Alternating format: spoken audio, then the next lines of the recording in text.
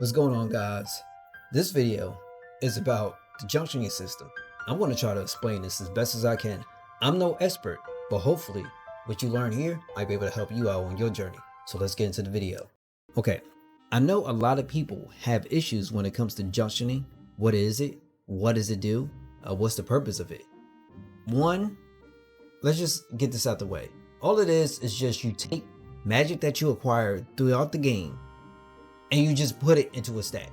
The other thing is that you can junction an ability. An ability that you can get from like a GF, for instance, Alexander knows Revive.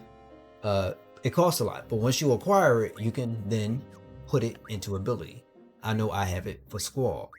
So some of these abilities like magic, item, revive, you can just change up and down. Everything has a different particular description for what it does. It's nothing crazy. So revive, when the character falls, you select revives, it raises them back up. That's simple.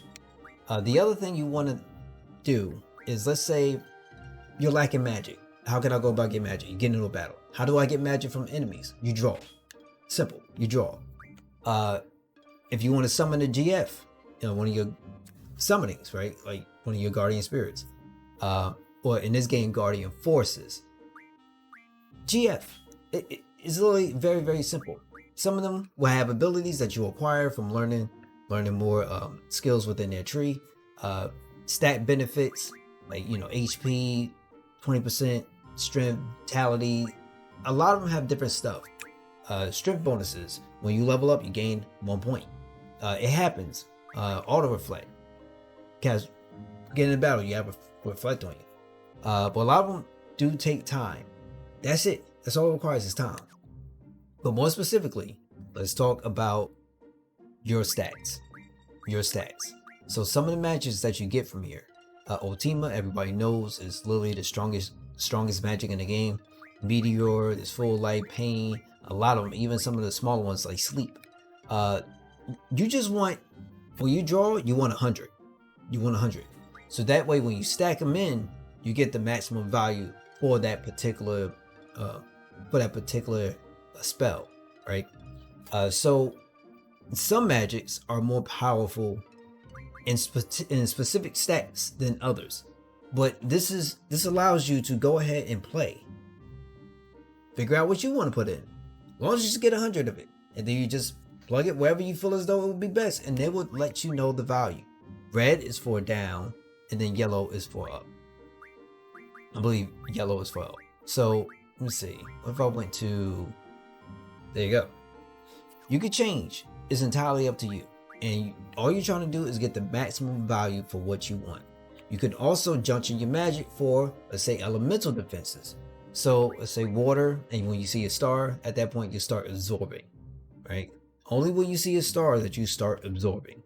So it's fine. It's no issue. You can junction magic towards your attack. So that way, let's say you want to have a light-based elemental property associated to your attacks, well then put on holy. Just that simple. You can do the same thing for something like fire, but the more you have of a particular element for a spell, the more potent it will be.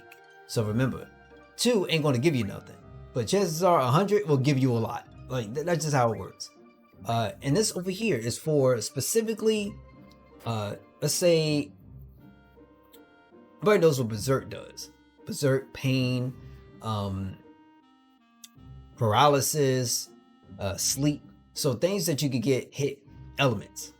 This allows you to junction magic towards your status defenses. So that way, I know for a fact, I do not want to be stopped. Meaning, if a monster has ability to stop you, your character's not going to move. Like, it's just going to stay there. They're not going to do nothing because time is still for them. All right, cool. So then how can I resist that? Well, there you go. That's simple. Draw stop from an enemy, get 100 of them, then boom, you find a GF that has the ability to junction magic in towards your status defenses. You're golden. Just that simple. Really, really easy, right? Very easy. Okay, now let's talk about how do you start acquiring magic. That's what the draw ability is for. Talked about this just a little small bit earlier, but that's what this is for. The other thing is, the higher your magic stat, the more magic you will be able to draw, up to a max of 9 per draw. If you have a low magic stat, chances are you're only going to get 1, maybe 2, maybe 3, and a lot more other times you're going to fail that draw. So you really want a pretty decent magic stat to help you out. And let's put on, change the item to the draw. All right, cool, no problem. So my characters, yes, they're pretty stacked out. I'm very far, basically at the end at the time of this recording, but still, this will help out anybody. At least to let you know, there's some bosses that you can draw magic from. You can draw magic from anybody in the game. It's very simple and easy to do. This is very at the beginning. This is at the beginning. Draw Glacial Eye. Let's say you want to get Scan. I got a pretty high magic stat. Okay, he has no more space, so we can't do it with him. And most you get 9 because she has a high magic stat. It's just that simple. Have a high magic stat, and you can do it over and over again. If you don't like it, all right, cool, throw it away, no problem. If you want a remaster version, you can speed it up by pressing your left trigger, and then boom, it's just very fast, very fast. And I mean, literally, it's just that simple. Now I want to run from the battle because at least y'all get an understanding of how to do it. Okay. Now, my Renoa, she's pretty good with her magic. Squall's pretty good. I like to put Pain in there. And it's very simple. If you need a quicker way to get access to, let's say, some magic, remember, there's still the card mod ability. So, some of your cards will give you Magic Stone pieces, Vampire Fangs, Rune Armlets, and a whole plethora of things that you can, like, grab. And then if you work on some of your other GFs, like for instance, let's say Shiva, she has the ability to transfer your items, water, ice, magic, right? So whatever items you get from card modding, some of them can be transformed into either water or ice magic. It's very simple. So let's just take a look at it real quick. Ability, and we'll do, let's say, ice magic, ice water, yada yada. They'll let you know everything that you can't is, you won't be able to select it. Everything else is covered in white for the most part, and so it'll just let you know. So let's say you want to do it, let's say we'll give it a Zell.